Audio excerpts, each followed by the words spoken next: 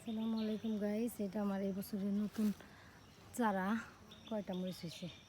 7টা 8টা হয়েছিল। এখানে একটা হয়েছিল। এই মরিচটা হলুদ হয়ে বড় হয়েছিল, কিন্তু হলুদ হয়ে একদম নষ্ট হয়ে গেছে। এটা সিরাপ নিয়ে গেছি বাসায়, আর এখন আছে দেখেন কত বড় বড়, এক আঙ্গুল। নতুন চারা এই প্রথম মরিচ ধরছে। আর ওখানে একটা দেখালাম কালো, একদম কালো মিশমিশে। দেখেন কেমন সুন্দর দেখা যায়। ছোটো গাছ, 7টা মরিচই মনে হয় কি গাছ ভরা।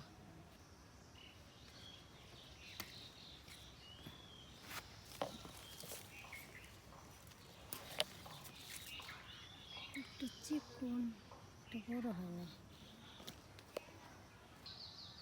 গাছে। যে বরবটি পাইকা আছে, পাইকা দানায় বৃষ্টিতে দানার শিকড় বাইরে গেছে। এই যেদিকে একটা পড়ছে দানা, ও মা দেখেন টুকায় আনলাম। এই যে 4টা দানা গজায় শিকড় জ্বালা গেছে, বুনে রাখি